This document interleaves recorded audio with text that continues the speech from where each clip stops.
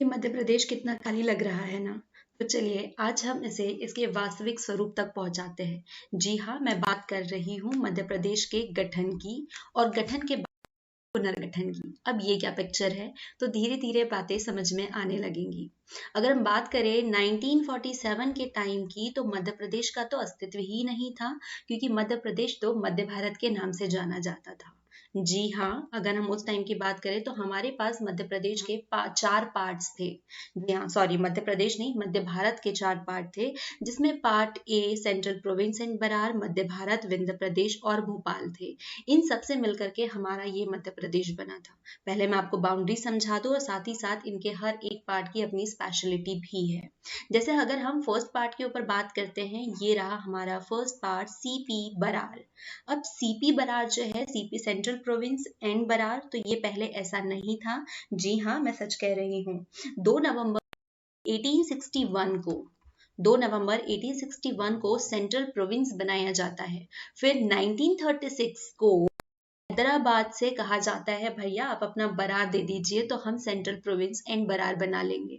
तो इस तरीके से 1936 को सेंट्रल प्रोविंस एंड बरार बनाया जाता है। लेकिन इसके साथ में एक डेट आपको और याद रखनी होगी, 1861 को सेंट्रल प्रोविंस बनता है और 36 में इसमें बरार आ जाता है और इस तरीके से बनता है सेंट्रल प्रोविंस एंड बरार। इसकी है नागपुर, जो कि अभी महाराष्ट्र में है। तो ये महाराष्ट्र कैसे चली गई मध्य प्रदेश की, तो आगे चल के इस पिक्चर को भी हम समझने वाले हैं। सेकंड पार्ट आता है हमारे पास में मध्य भारत। जी हाँ, ये रहा हमारा मध्य भारत। और मध्य भारत में 25 रियासतों को मिला करके बनाया जाता है। पहले आपको पता है कि बहुत सारी रियासतें थी, अभी हमारे पास में हमारा संविधान नहीं आया था, तो 25 रियासतों को मिला मध्य भारत बनाया गया था और मध्य भारत के नाम से ही हम पूरे मध्य प्रदेश को जानते थे। अब इसमें यहाँ पर जो कैपिटल वाला सेक्शन है, यहाँ पर आपको दो चीजें दिखाई देंगी, इंदौर और ग्वालियर। अब ये क्या बला है, तो मध्य भारत की कैपिटल 6.5 महीने ग्वालियर रहा करती थी और 5.5 महीने इंदौर रहा करती थी, दोनों को ही खुश किया गया।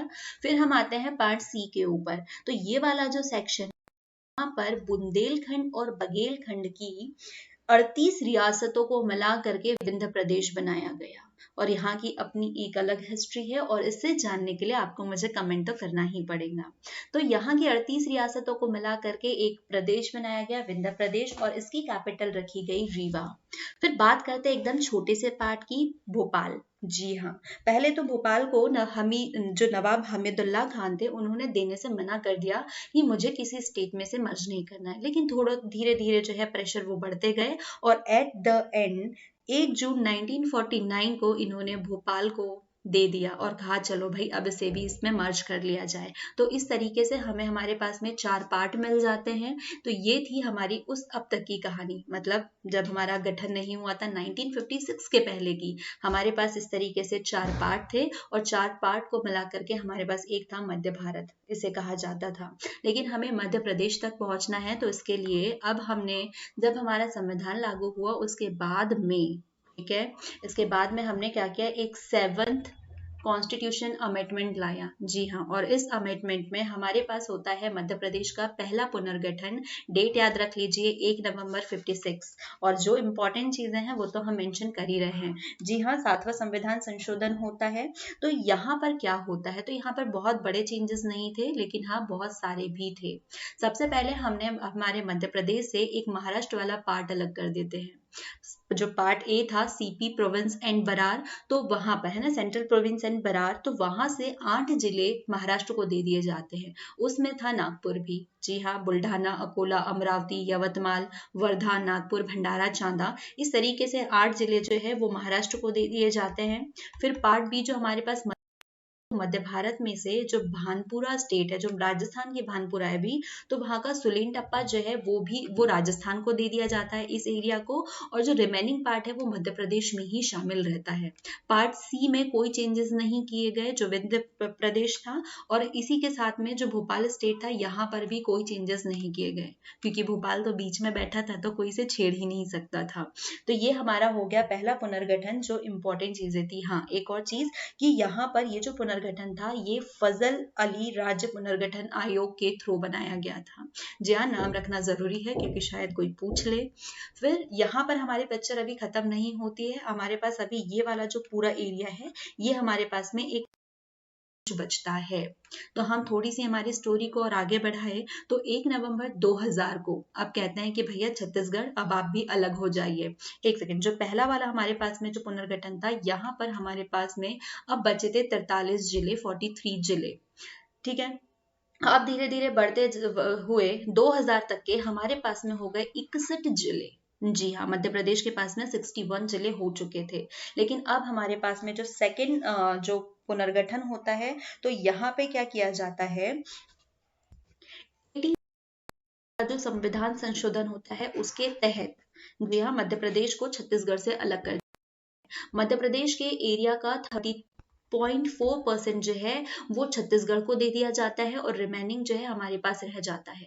हमारे पास 61 जिले थे तो जिसमें से अब हमारे पास में सिर्फ 45 जिले बचे हुए हैं, जिसमें से 16 जिले हमने छत्तीसगढ़ को दे दिए। अब बात आती है कि अब हमारे पास में सिर्फ 45 जिले हैं लेकिन हमारे पास में अभी फिलहाल करंट में 52 जिले हैं। तो ये कैसे? तो अब अभी तक के हम लोगों ने बाहर बाहर का पुनर्गठन पढ़ा हुआ है कि किस तरीके से हमने कुछ चीजें जो है वो अपने पड़ोसियों को दे दी। अब हम बात करेंगे कि हमारे अंदर जो चेंजेस होते हैं वो क्या होते हैं। आपको याद होगा पहले जब हम लोगों ने पुनर्गठन किया था तब हमारे पास में 43 थे, ठीक है, मतलब हमारे पास में सिर्फ 43 जिले थे। फिर होता है कि 1972 को भोपाल बनाया जाता है, राजनांदगांव बनाया जाता है और हमारे पास आ जाते हैं 45 जिले। 25 मई 1998 को बड़वानी, श्योपुर, कटनी, डिंडोरी बनाया जाता है और इसके साथ में हमारे पास में हो गए हैं टोटल 53 जिले। अब बड़वानी, श्योपुर, कटनी, डिंडोरी ये कैसे बना? तो ये कोई अपने आप में अलग अलग नहीं बना। जी हाँ, खरगोन से बड़वानी बनाया गया, श्योपुर से मुरैना से श्योपुर बनाया गया, जबलपुर से कटनी और मंडी पूरी बनाया गया। जो चीजें हम यहाँ पे टेबल में पढ़ रहे हैं आपको इसे मैप को सामने रख के पढ़ना है क्योंकि चीजें और इजी होते जाएंगी। आप वहीं पे अपनी डेट मेंशन कर सकते हैं और इस तरीके से बताने का सिंपल सा उद्देश्य यही था कि आप चीजों को जल्दी कम समय में अच्छे से समझ पाए। तो इस तरीके से हमारे पास 53 जिले हो गए। फिर 10 जून 1998 को उमरिया, हरदा और नीमच भी बनाया जाता है। तो इस तरीके से हमारे पास में 61 जिले हो गए जो अभी जस्ट हमने पहले पढ़ा।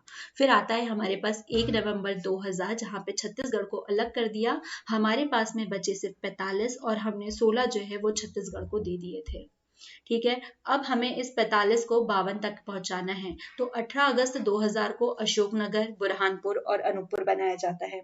अशोकनगर को गुना से बनाया, बुरहानपुर को खंडवा से और अनूपपुर को शहडोल से बनाया और इस तरीके से हमारे पास 48 जिले हो गए।